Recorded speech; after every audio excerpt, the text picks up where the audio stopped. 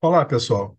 Meu nome é Dari Menezes, estamos aqui mais uma vez em o Bora Falar de Branding, na edição, a última edição de 2022, a edição na véspera do Natal, um presente nosso dentro dos especiais sobre reputação que a gente tem feito, conversando hoje com Leandra Pérez, a superintendente de comunicação da B3, a Bolsa Brasileira. A Leandra trabalhou como repórter no Valor Econômico, depois teve a oportunidade de trabalhar na Petrobras e na BRF, e hoje está à frente da área de comunicação corporativa da B3. A gente vai explorar ao longo da conversa com a Leandra diferentes olhares, recomendações e principalmente o que evitar quando a gente está falando de uma correta gestão da reputação, ok? Antes de trazer a Leandra para a gente poder conversar, queria pedir para você, aqui embaixo, dar o seu ok, o seu joinha, se você está curtindo, e principalmente fazer com que essa conversa, né, seja possível, seja alcançada por um maior número de pessoas que, de alguma maneira, se preocupam com o tema de gestão da reputação, gestão de marca, desenvolvimento de competitividade, marcas mais inspiradoras e por aí vai. Ok? O Bora Falar de Branding, ele é um projeto acadêmico, ele não tem finalidade comercial, ele é apoiado pela Caliber, consultoria especializada em reputação, mas, acima de tudo, tem a ambição do bem de fazer chegar às pessoas, a estudantes de MBAs, a profissionais, temas relacionados com todo o universo de gestão estratégica de marcas. Então, se você está curtindo, por favor, além de dar o seu joinha, reenvia, por favor, esse vídeo para quem você entender que faça sentido, ok? Com isso, em um segundo, Leandra Pérez, superintendente de comunicação da B3, para a gente conversar sobre os do's and don'ts de uma correta gestão da reputação. Um abraço, até já. Olá, pessoal. Voltando agora com Leandra Pérez, a superintendente de comunicação da B3. A gente vem fazendo um conjunto de conversas dentro do Bora para falar especificamente desse tema tão relevante que é a reputação e como ela, acima de tudo, pode trazer oportunidades, competitividade para as organizações. A gente vai conversar agora com a Leandra. Eu vou já apresentá-la, mas assim, a Leandra tem um vasto conhecimento, ela passou por várias empresas, passou por redação também do Valor Econômico, então ela consegue hoje, acima de tudo, dentro da posição dela da B3, ter um olhar inteiro, 360 graus, das formas como, tanto dentro do Brasil e até mesmo olhando a Bolsa, quando ela faz o olhar externo, como é que esse tema tão relevante para as organizações tem sido percebido por essa profissional. Leandra, prazer ter você aqui no Bora. A gente sempre diz que às vezes demora por conta da agenda dos executivos e a gente compreende, mas no dia que dá certo a gente fica muito feliz. Obrigado por você estar aqui com a gente. É um prazer imenso, um convite muito legal e de um assunto apaixonante, né? Então, vamos lá, Tá bora bom. falar. Ok. E aí, então, Leandra, só para a gente começar, né? A gente se conhece já há algum tempo, mas também fiz o meu dever de casa, também fui lá, olhei lá no LinkedIn, né? Então, valor econômico, estou olhando aqui a cola, valor econômico, Petrobras, BRF, antes de assumir a superintendência de comunicação da B3. A gente sempre começa com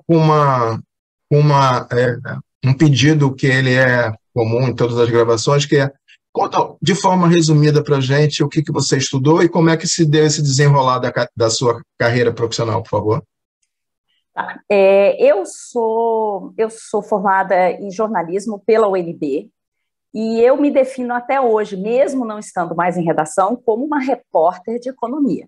Então, assim, eu acho que eu mudei a natureza da minha carreira, saindo do trabalho como repórter no dia a dia, dentro de uma redação, mas as habilidades que a reportagem me deu, elas são o que eu carrego até hoje na comunicação corporativa e na gestão de reputação.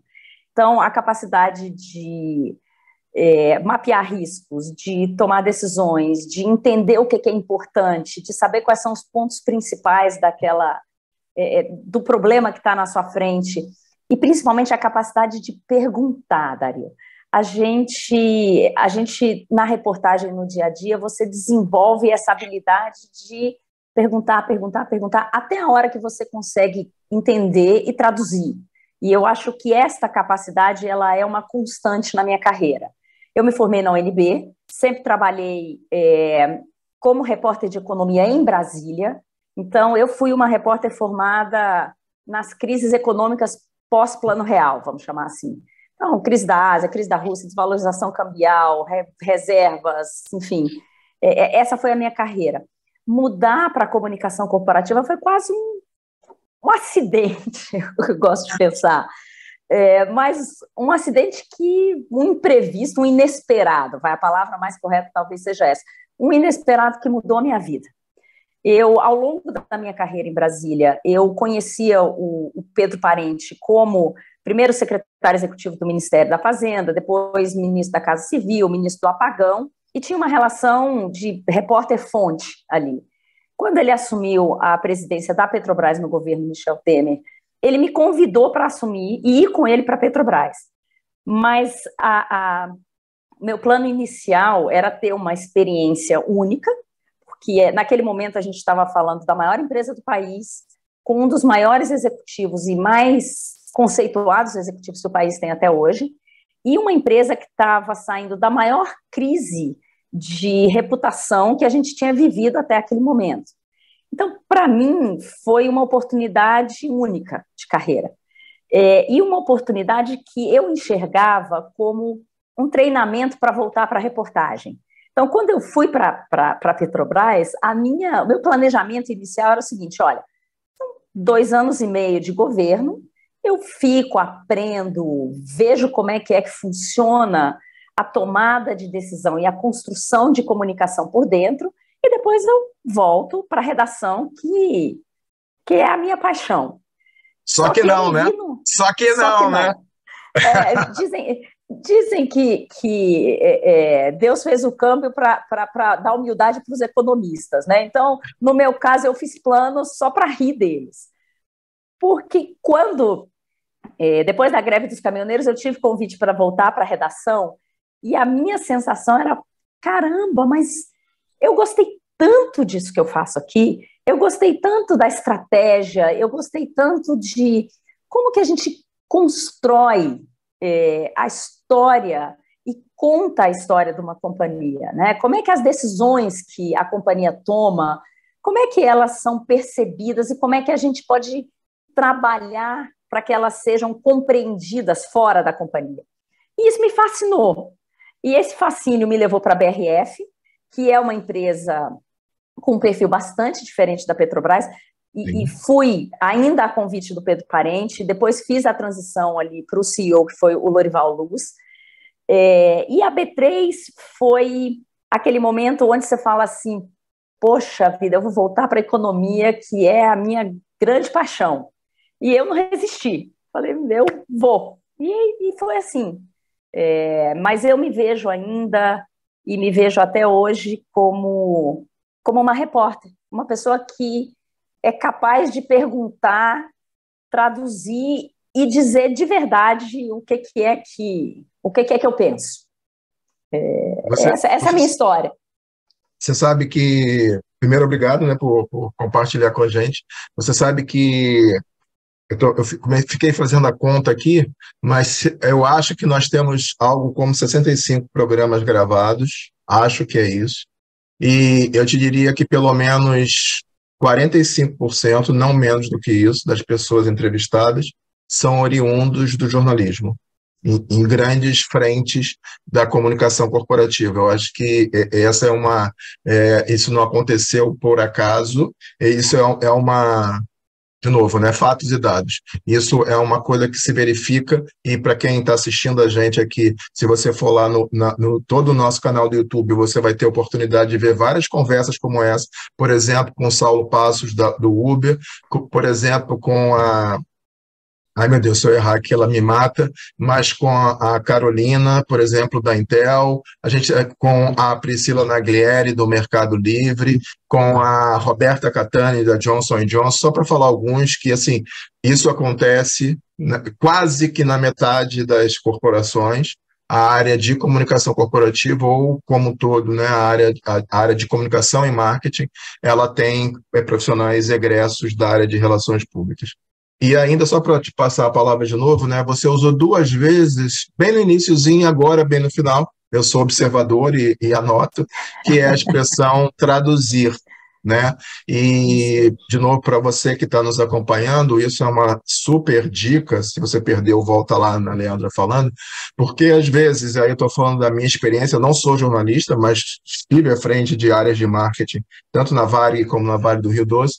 Às vezes a parte mais difícil é você conseguir traduzir algo que parece que é excessivamente técnico para algo que seja palatável para uma pessoa comum que abra o Valor Econômico, Globo, a Folha, o Estado, o que for, né, o Tempo de Minas Gerais e por aí vai, o Zero Hora de Rio Grande do Sul, que você consiga traduzir.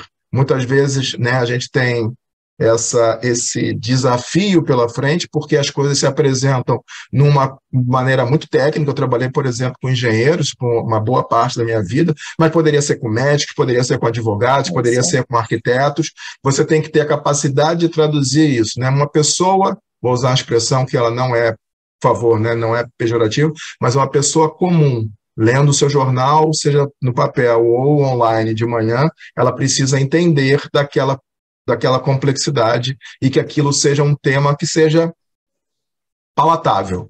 Porque senão eu começo a ler, nossa, isso é chato demais, e eu aborto e não vou ler. E aí não se cumpriu a missão, né? Não se cumpriu a missão da comunicação. E eu acho que mais, Dario, eu acho que quando a gente fala em traduzir, a gente embute duas responsabilidades que eu acho que elas são muito importantes quando a gente fala de gestão de reputação e quando a gente fala de gestão de comunicação.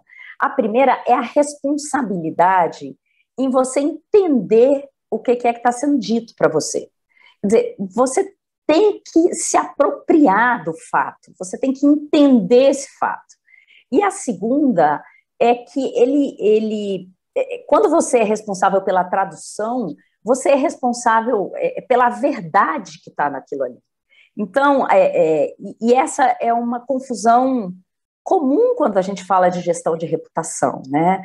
Eu vou projetar uma imagem positiva da empresa. Isso não é coerente com o tempo.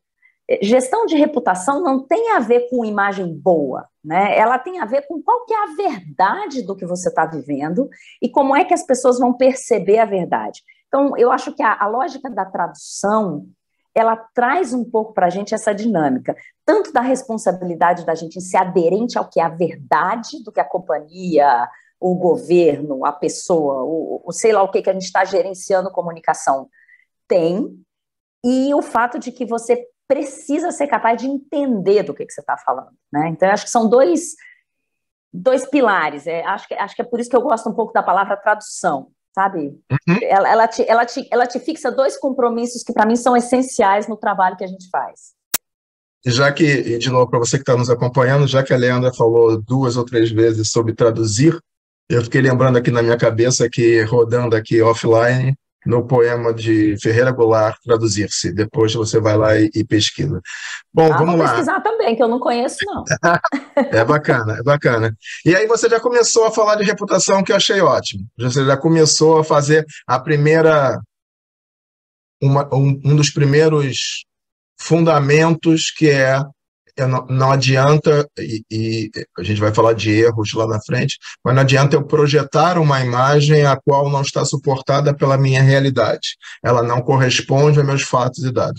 Eu sempre brinco em aula que é como se eu dissesse que eu sou um surfista, campeão de ondas, e aí vão olhar para mim e vão perceber que eu não sou um surfista, não sou um campeão de ondas. Então, não adianta você querer projetar algo que a organização não é.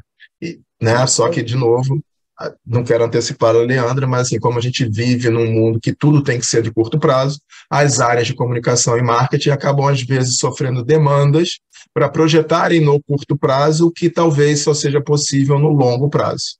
Mas isso é uma conversa para daqui a pouco. Bom, vamos lá. Já que você abriu o repertório falando de reputação, eu queria só voltar na conceituação. Para você, de novo, que teve essa vida como repórter e depois se traduziu, né, na experiência corporativa em diferentes instituições, qual é a sua definição para a reputação? Dario, eu uma vez li um livro que eu nem me lembro qual é mais, e eu me arrependo de não ter guardado a referência desse livro. Mas eu achei que era uma das melhores traduções, uma das melhores definições de reputação que eu já cruzei. Ele dizia o seguinte, que a reputação é um julgamento que é feito sobre o que você sabe do que a pessoa, companhia, governo fez no passado, para você poder projetar qual vai ser a decisão futura desse ente, vai? Então, ela embute um conhecimento. Então, se você não conhece a marca, você não conhece a companhia, você vai tirar conclusões do que você sabe sobre ela. Então, ela embute a lógica de conhecimento, e aqui do trabalho que a gente precisa fazer de marca, marketing, imagem, recorrência, mas ela também embute uma expectativa de, com base no que eu sei, como que essa pessoa se comporta, como que essa companhia decide, quais são as causas que ela carrega, tá? Então, eu gosto sempre dessa imagem, tá? Ele usa o que você sabe para projetar um comportamento futuro. Eu acho essa definição muito legal, tá? E eu acho que reputação fala de confiança. E confiança exige tempo. Muito, muito.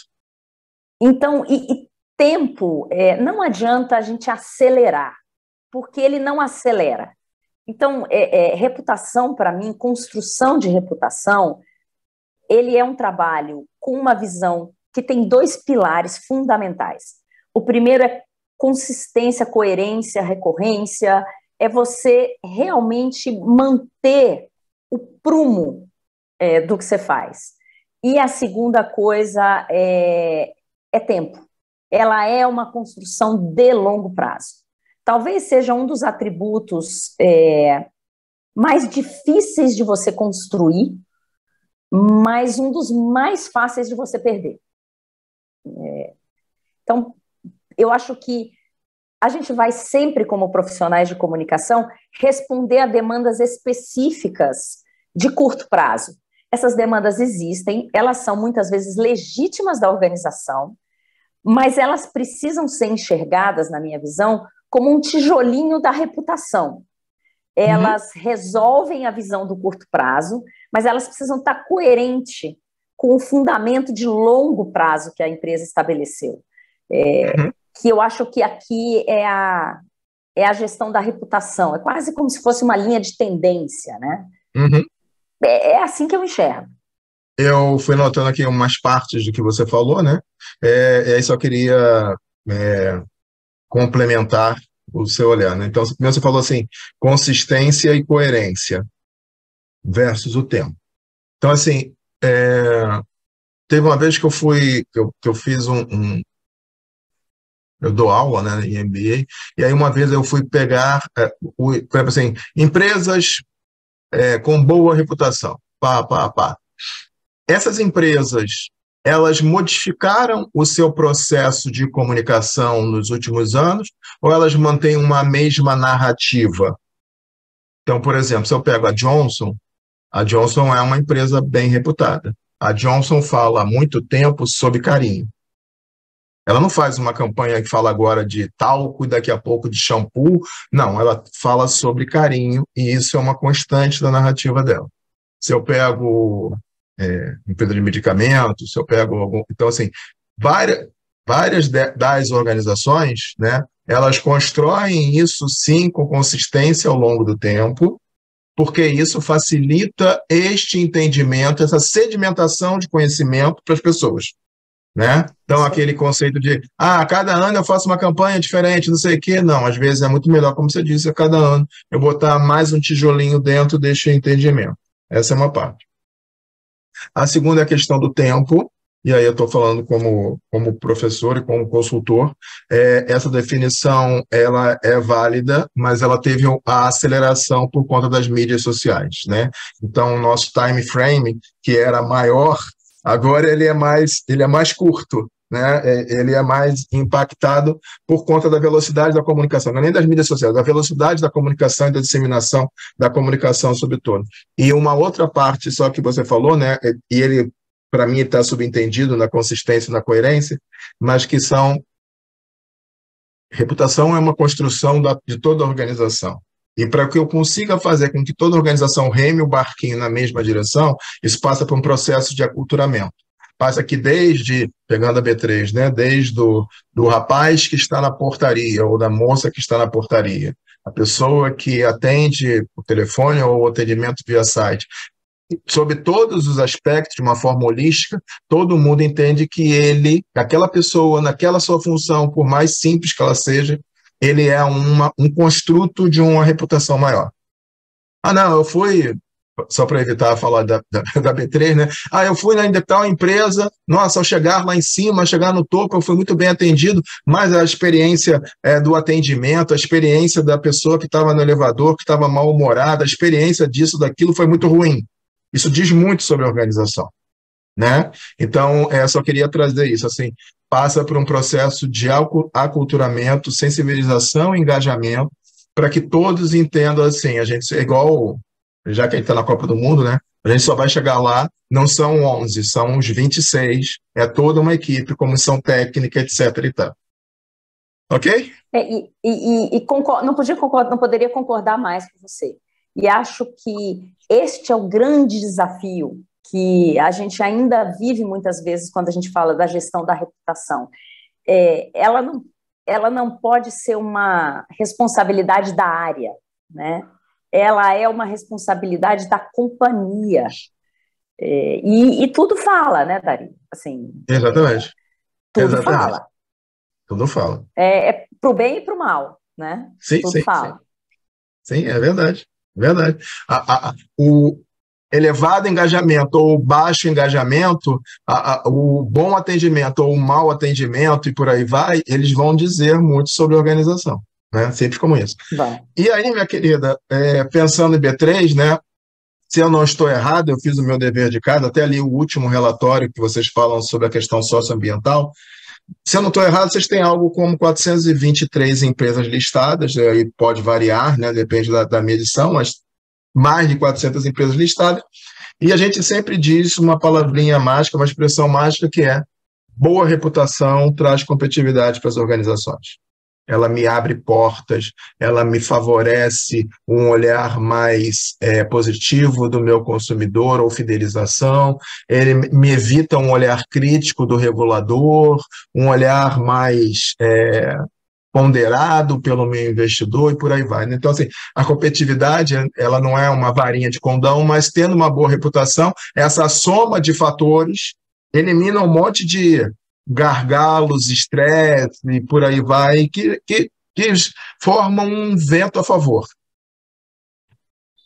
Como é que você, de novo, né, passando pelos dois lados do balcão, tanto como jornalista e depois como executiva de comunicação corporativa, como é que você traduz, vou usar teu verbo, né, como é que você traduz essa frase de boa reputação traz competitividade para as organizações? Eu costumo brincar que reputação é igual colesterol bom. Quando é alto, pode ficar mais alto, pode ficar melhor. Porque não... Você vai ao médico, ele fala, olha, mas tem esse colesterol, aquele colesterol. Quando ele olha o colesterol bom, ele fala, tá alto, olha que bom. E eu acho que a reputação, ela funciona quase como um facilitador para tudo que a companhia faz, tá?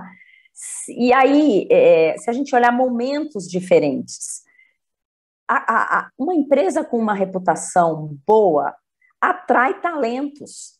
E não nos iludamos, ela atrai talentos não só mais talentosos, como ela pode também atrair esses talentos num preço menor. É a realidade, né? Porque, poxa, eu quero muito trabalhar numa companhia que eu acho que é legal, que está alinhada com os meus valores pessoais, que vai me remunerar bem, que está fazendo coisas importantes, né, para o país, para a sociedade. Então, construir isso traz ganho para sua gestão de talentos, traz ganho para a conversa com o seu cliente, porque quando der caca, e vai dar caca, porque sempre dá caca, o seu cliente vai olhar e falar assim, não, mas eu sei que a B3 vai resolver, porque a minha experiência passada indica que esses caras levam esse tema a sério. Então, eles vão resolver. Ele vai ficar bravo, ele vai reclamar, mas talvez ele não fique bravo e não reclame nas redes sociais. Ele vai ficar bravo e ele vai reclamar com o seu atendimento. E você vai conseguir gerir aquilo ali. O que é isso? Isso é a reputação, isso é o que você construiu ajudando o negócio. Eu uso uma acho expressão, que... desculpa te interromper, eu uso uma expressão que, assim, é uma musculatura, é um cheque especial que você tem para usar nos momentos que são... Porque por crises, todos passamos, seja na pessoa física ou na pessoa jurídica. Todos passam, né?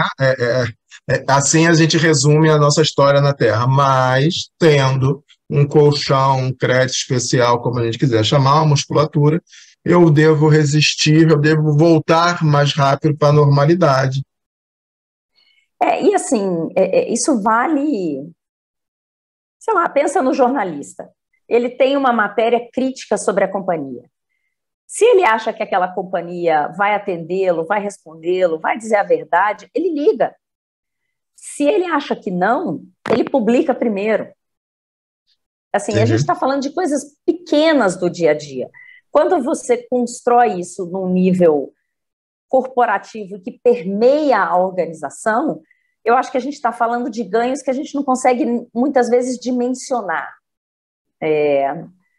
Mas eu tenho a convicção de que é competitividade, é diferenciação, é favorabilidade, é negócio. Gestão de reputação é negócio, não é um nice to have.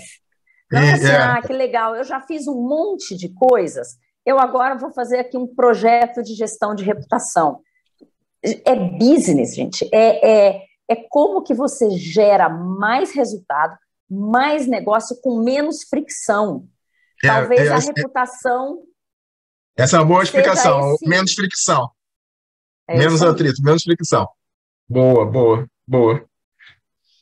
E assim, eu estou nesta atividade de reputação há pelo menos uns 12 anos, e assim, a gente, né, enquanto sociedade, enquanto comunidade de executivos em geral, a gente evoluiu muito nesse olhar. Antes, se eu voltar lá no 12 anos atrás, 14 anos atrás, sei lá, existia por parte de algumas pessoas ainda uma visão romantizada de que aquilo, nossa, seria idílio, seria bacana de ter. E hoje a gente tem, em conversas em geral com empresas, uma percepção muito mais palpável de, não, peraí, isso é matéria-prima e, por outro lado, é a consequência do que nós fizermos aqui. Ele entra como matéria-prima e ele, acima de tudo, é um grande balizador se a gente está indo na direção certa ou não.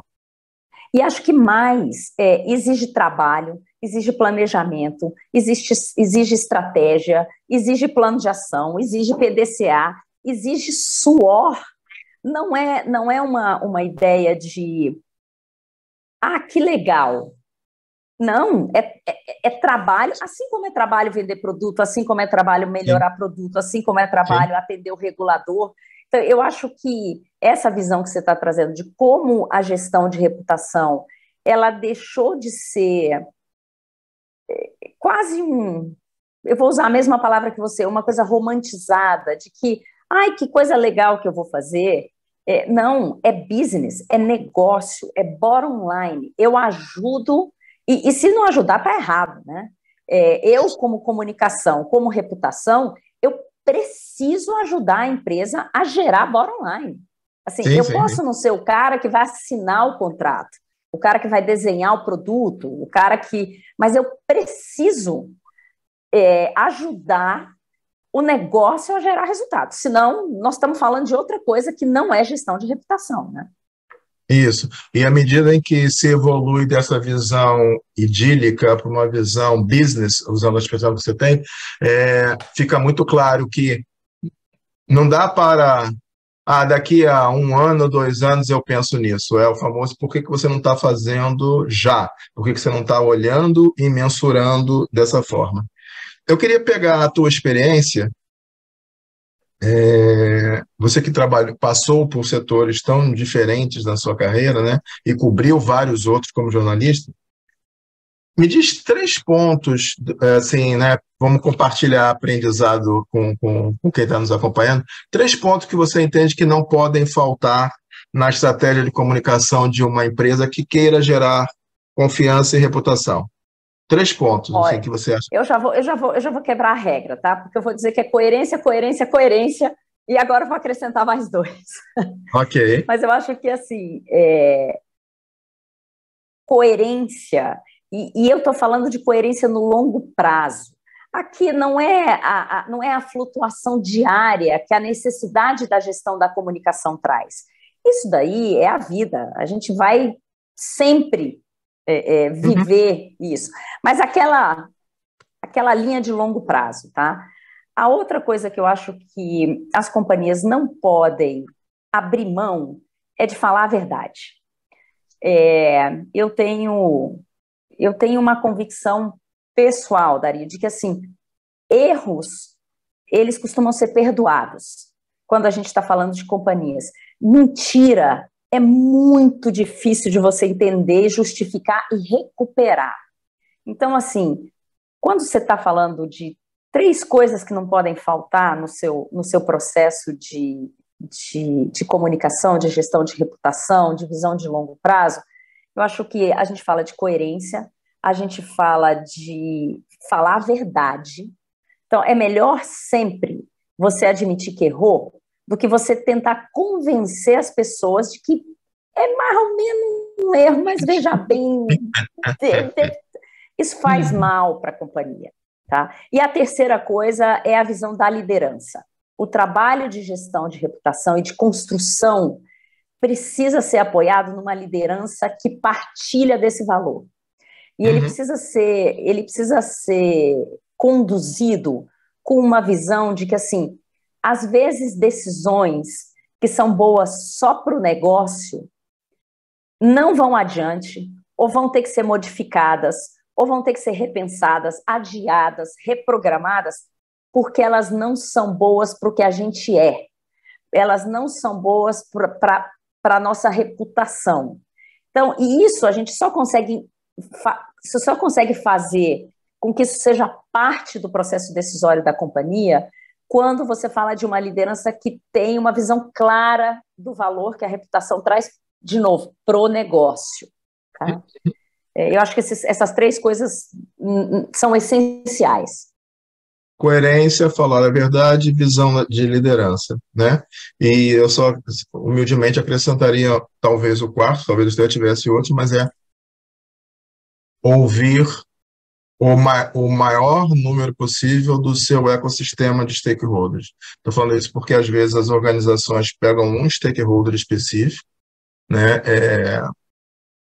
e entendem que aqueles, a avaliação dada por aquele stakeholder é o bastante, é o suficiente para entender que a sua reputação está ali.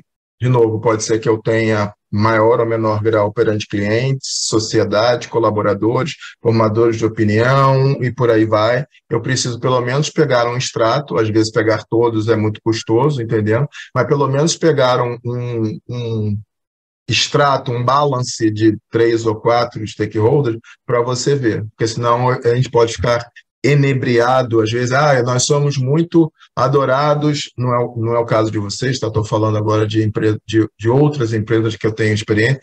Os investidores nos amam. Sim, mas meus colaboradores me odeiam, ou, sei lá, os meus clientes estão pensando em nos deixar. Então, é conseguir ter uma visão mais ampla de uma gama de partes interessadas e não somente de um, porque senão pode virar uma métrica de vaidade, né? Então esse me avalia bem, eu vou ficar só com esse. É uma métrica de vaidade, não é disso que E nós acho estamos falando. que, e acho que o verbo aqui é essencial, que é ouvir. Porque Oba, você vai oba, ouvir o que você não gosta, isso, tá? Senão não tem validade. Se você vai claro. ouvir só o que você gosta, é uma métrica de vaidade. É um negócio que, poxa, faz super bem para o ego. Agora, o verbo aqui, eu acho que assim, muitas vezes a gente sente, e essa dor é real. Assim, não é legal quando você se empenha, trabalha, faz, tenta, Claro. e o outro diz para você o seguinte, fala, ó, continua ruim, ficou muito ruim, não gostei. A gente normalmente parte para justificativa, para dizer, não, mas eu respondi assim, mas eu fiz assado, mas... Então, aqui, eu acho que tem uma atitude que é essencial. Você precisa ouvir de verdade e dizer o seguinte, tá bom, este público de interesse está me dizendo uma coisa que não é legal de ouvir. Como que eu lido com isso de verdade? E não como que eu justifico para ele porque que ele não está É, entendendo aquela coisa exatamente. maravilhosa que eu estou fazendo para ele, afinal. Aham. Sabe? O erro não Isto está é uma comigo, o erro está disciplina. com ele. O erro está com ele, o erro não está comigo. É, Não, ele não entendeu o que eu quis é, fazer. exatamente. Assim, ele não entendeu. Se ele não entendeu, você precisa explicar direito, você precisa mudar o que você fez, você precisa um monte de Traduzir, coisas. traduzir. É isso. E eu acho que aqui esse é um processo de disciplina na gestão da reputação que é muito... É difícil de fazer, mas que é relevante também, né, Dani? É assim, Hum, você precisa ouvir de verdade, porque senão você constrói uma métrica que serve para dizer o tanto que seu trabalho é legal, o tanto que você e o seu time são super modernos, interessantes, capazes pra caramba, adianta é. pouco. Já que a gente falou de três pontos que não podem faltar, de novo, né, coerência, falar a verdade, visão da liderança, e eu acrescentei o quarto, que é o ouvir. De novo, com a sua experiência por ter passado por diferentes setores produtivos da economia, dois erros capitais que as organizações em geral, a gente não precisa entrar em detalhe, mas dois erros que elas costumam cometer. Lógico, né? Poderia precisar falar a falta de coerência, não falou a verdade, não tem visão da liderança, mas além disso, assim, por exemplo, essa pressão do curto prazo, de mostrar resultado no curto prazo, estou pensando alto, não sei se é esse que você vai falar assim, mas dois erros capitais que você costuma ver nas organizações. Arrogância, Opa, opa, é, eu tô certa. E eu diria que não é nem a visão de curto prazo, mas é o canto da sereia do curto prazo. uhum, Porque o curto prazo, eu acho que ele é sedutor. Ele vem rápido, ele dá um boost em é, muita coisa, né? o Mas estilingue, né? Vai rápido, pico de glicose aqui, para a gente é, voltar lá no- na nos imagem do sinais colesterol. vitais. No nosso outra É, parte do programa, sinais vitais. é isso. E eu acho que arrogância, eu acho que falta uma dose de quem manda aqui é o cliente, porque é ele que paga o seu salário. Então, eu acho que falta, e de novo, isso passa por disciplina. E quando eu digo disciplina, eu não sou contra a gente celebrar, a gente fazer, a gente entender que às vezes você vai ter uma demanda do cliente que você não vai atender. Tá tudo bem, não tem problema. Mas o motivo pelo qual você não vai atender é porque você entendeu, avaliou dentro da sua estratégia e para a companhia não é a melhor resposta.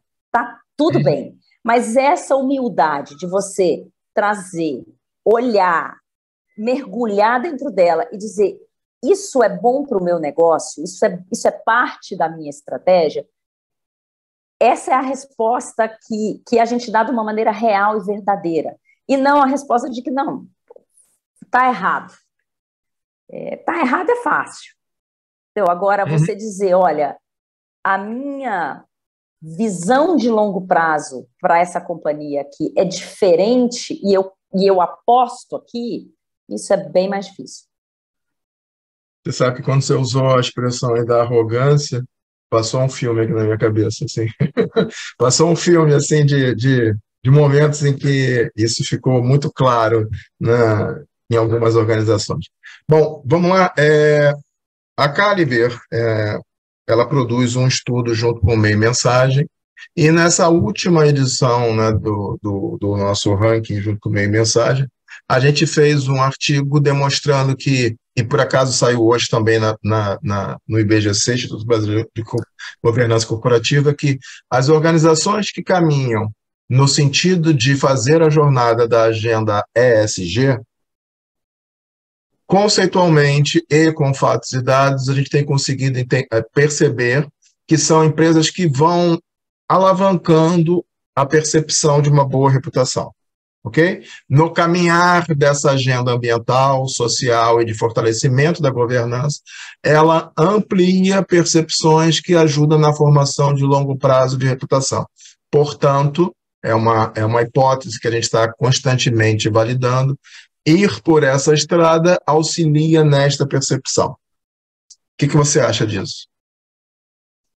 Eu vou fazer eu vou fazer o raciocínio contrário e vou pegar uma colinha. Então, me dá 2 minutos aqui, só porque eu tenho que pegar a colinha. Tá bom. Eu acho que não fazer esta caminhada é atualmente uma gestão pobre de risco, tá? É uma sandice. Não fazer uma caminhada ESG, ela é aumentar o risco corporativo, aumentar o indicador de risco corporativo de qualquer companhia, tá? Agora, em que medida essa agenda se acelera, se implementa, caminha, avança? Eu acho que essa é a grande sabedoria dos gestores das companhias. Não vão todas as companhias andar na vanguarda, não acredito que todas as companhias vão andar no último quartil, mas eu acho que não tratar desse assunto hoje é fazer uma gestão de risco ruim. Não existe mais, tá? Então, por exemplo, eu olho a B3. A B3 tem um chapéu duplo, tá?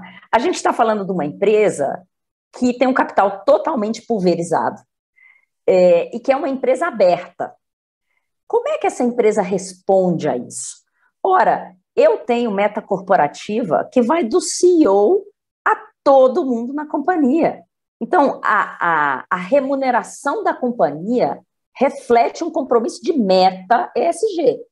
A companhia tem meta de diversidade, a companhia tem meta de mulheres na liderança, de pessoas com deficiência, e a companhia tem metas de raça. Isto faz parte da estrutura. A B3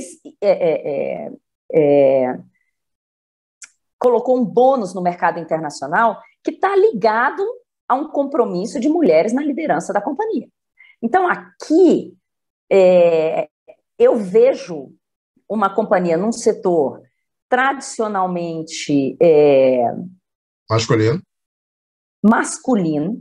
fazendo um compromisso claro, e um compromisso que vai do CEO até a última pessoa que está nessa organização.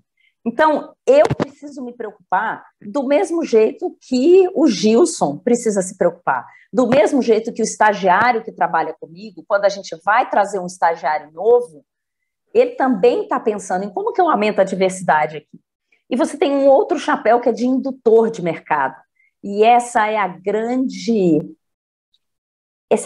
graça da B3 como companhia para você trabalhar, porque ela também tem esse papel de indutor do mercado. Como que você exerce isso? Olha, a gente tem a proposta hoje de um anexo ao formulário de referência das companhias, onde as companhias vão precisar aumentar a diversidade em conselhos e diretoria. É pouco? É menos do que deveria ser? É mais? É menos? A regra de você praticar e explicar deve ser mais ou menos rígida? Essas são todas discussões extremamente válidas. Desculpa, só para quem está nos acompanhando, se eu entendi corretamente, a Leandra está dizendo que dentro dos desafios, né, de mulheres na liderança, deficiência, raça, indutor de mercado e por aí vai, eles vão, por exemplo, a B3, e me corrija se eu estiver errado, né? Primeiro, tem um índice de sustentabilidade, tem dois índices ligados à sustentabilidade, que é o ICO2 e o ISE. O ISE é de 2005 e ele é similar, correlato à metodologia criada do Dow Jones Sustainability Index e, por exemplo, do Financial Times Stock Exchange for Good, por exemplo. E o que ela está dizendo é que as companhias que são companhias de capital aberto, que é o caso de todas que estão na B3, elas têm um formulário, que é o Relate ou Explique, que foi criado anos atrás, que é aquele que sou, não faça um relatório, mas também me finjo de morto. Foi criado um mecanismo de Relate ou Explique. Ou seja, se você não faz um relatório, me explica por quê, e isso vai ficar gravado, né, para acesso público, por que você não faz. Estou certo? Uma correção só. A proposta de Pratique ou Explique, ela é uma proposta que está em construção e ainda depende de aprovação da CVM. Mas qual é a proposta da B3? É que as empresas listadas no Brasil, que elas tenham nos seus conselhos de administração e suas diretorias lideranças femininas ou de populações subrepresentadas, tá? E um tempo de adaptação dessas exigências. Como é que isso vai se dar na prática? Você vai fazer pelo mecanismo de Pratique ou Explique. A empresa não tem uma sanção regulatória direta, mas ela precisa explicar e deixar claro para os investidores dela o que ela fez ou por que ela não fez. Então, aqui, a gente fala de um duplo chapéu da companhia, porque eu tenho, e é muito fácil falar isso, assim, a B3, por exemplo, tem mais de uma mulher no conselho de administração, são 3, mas a gente, quando você olha, por exemplo, raça, populações subrepresentadas, elas não estão no conselho da B3. Como é que a companhia, como empresa de capital aberto e como indutora de mercado, faz esses dois papéis ao mesmo tempo, né? E aí, só para a gente fechar aqui, Tari, eu acho que assim, essa agenda, claro. Posso trazer um dado? Claro. Só não pode ser o mesmo que eu ia trazer. Tá vendo, pessoal? Não foi nada combinado. A gente está fazendo ao vivo, que é um dado que me deixou bastante impactado, que é um dado que eu uso na aula de ESG que eu estou dando num curso da Dom Cabral, que é um estudo, se eu não me engano, da PwC, não tenho certeza, de que das 423 empresas listadas no Brasil, 60% não tem uma mulher no seu comando de administração, no seu conselho de administração, né? Então, esse é um indicador muito ruim, e aí eu sempre falo assim, pior ainda que talvez a gente não tenha nenhuma estatística sobre pessoas negras ou PCD e por aí vai, né? São retratos do nosso país. Essa é a ordem de grandeza, sim. Ela reflete o que a gente vê nas empresas. A capacidade da gente de avaliar outros atributos de diversidade vai aumentar, porque a CVM passa a exigir das companhias que elas façam esse reporte também por raça. Eu não lembro se pessoas com deficiências, mas por raça, a minha lembrança é que sim, tá? Então, a gente vai melhorando. Agora, não é uma caminhada rápida, não é uma caminhada sem altos e baixos, mas eu acho que ela é inevitável, inevitável. E aí, ainda bem que... E olhando de uma maneira bastante objetiva, tá? eu levantei para vocês a variação do ISE, que é o Índice de Sustentabilidade, e a valorização do Ibovespa no período, estou copiando, tá, gente? Entre 2005 e o fim desse primeiro semestre, eu arbitrei aqui. A valorização do Ibovespa é de 223%. Quando você olha a valorização das empresas que estão no ISE, essa valorização acumulada é de 231%. 231 versus 223. Então, tem valor. Sustentabilidade tem valor. Ah, mas você não tem uma causalidade estabelecida entre o índice e... Não tem mesmo, a gente precisa ser honesto. Não é porque a empresa está no ISE que ela fechou 232 quase por cento. Mas isso daqui, eu acho que é um indicador objetivo para a gente discutir e para a gente dar o passo seguinte daí, que é o seguinte, não dá mais para a gente se questionar se a agenda ESG tem valor ou não. Esta discussão já acabou. É verdade. Essa discussão precisa ser pacificada. Ela precisa ser encerrada. Agora, a gente precisa sim discutir em que grau ela avança. A gente precisa discutir qual é a capacidade que empresas menores, maiores têm nessa agenda. Essas discussões são todas muito válidas. Agora, o princípio está dado. Claro. Isso tem que ser DNA de gestão de risco de qualquer companhia. Com certeza. Querida, a gente está caminhando para o final, já te agradecendo, né? Sei que você tem uma agenda complicada e você destinou esse tempo para a gente conversar. Então, valeu muito a pena a espera, porque a gente está feliz. Te agradeço de coração e queria escutar de você, qual é a recomendação que você dá para um profissional que quer chegar numa posição de destaque em comunicação corporativa em alguma organização de ponta? Que sugestão você daria para a Leandra de 15 anos atrás, 20 anos atrás, né? Para alguém que hoje tem 20, 25 anos, está fazendo seu MBA, está querendo fazer uma progressão na carreira. Que recado você deixa para essas pessoas? Eu sou uma apaixonada pela comunicação, tá? Então,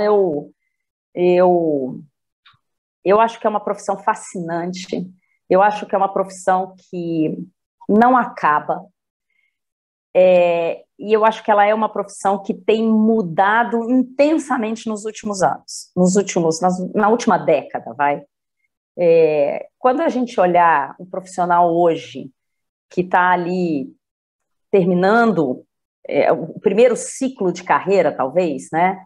Ele hoje é um profissional que não pode se dar ao luxo de não entender muito bem o mundo digital. E aí vale para quem quer ser repórter na redação e vale para quem quer estar no mundo corporativo. O mundo digital precisa ser compreendido.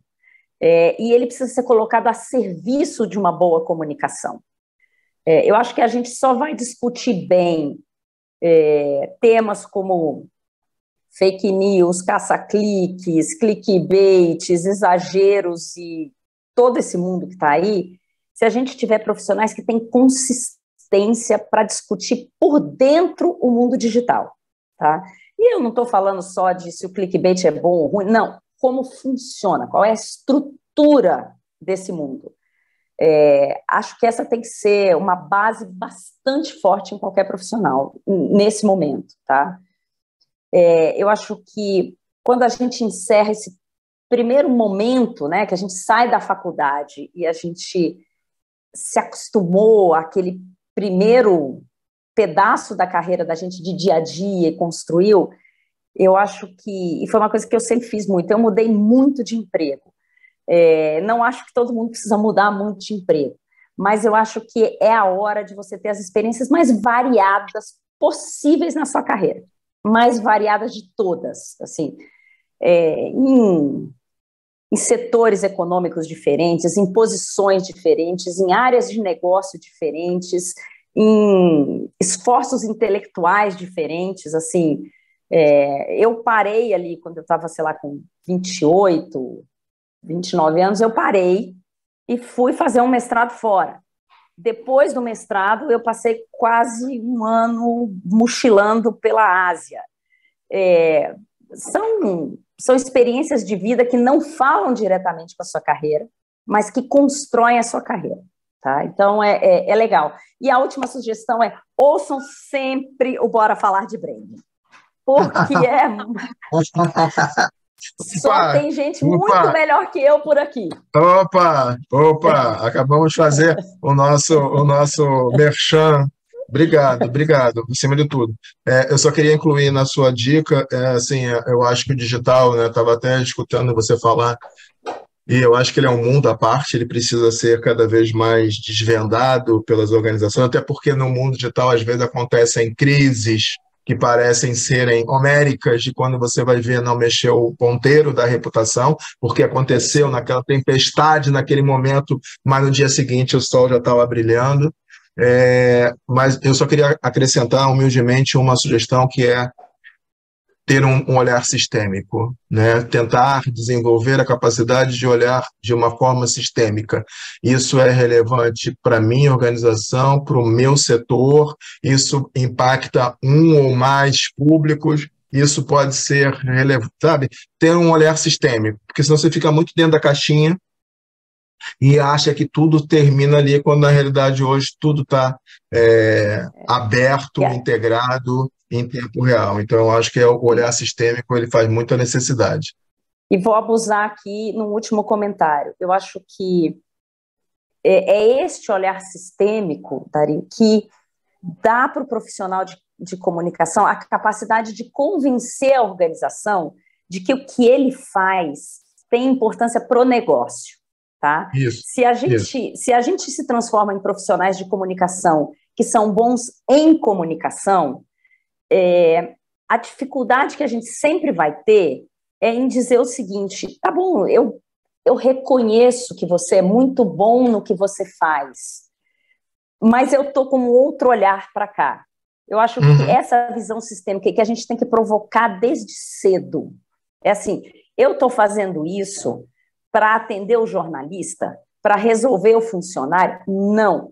Eu estou fazendo isso por quê? Tem que ter valor pro negócio. Porque senão a gente vira excelentes áreas de comunicação que fazem projetos muito legais, mas que não vão ser chamados para desenvolver o negócio. E o grande barato da comunicação corporativa é essa hora, é a hora onde você faz a comunicação ser parte do processo decisório do negócio.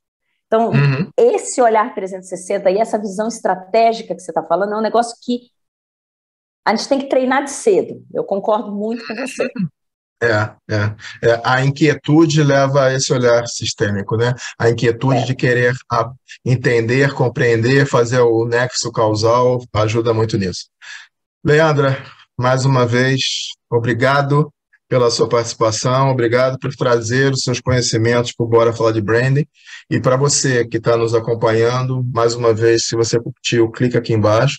E, acima de tudo, recomenda esse e outros episódios, outras conversas do Bora, para quem você entende que essa mensagem, esse conteúdo faz muito sentido. Como a gente sempre diz, o Bora Falar de Branding, acima de tudo, é um projeto acadêmico, é um projeto que visa, acima de tudo, levar conhecimento e conteúdo para profissionais e estudantes de MBA que queiram cada vez mais avançar nas práticas do nosso país em termos de comunicação, marketing e gestão de marca como um todo.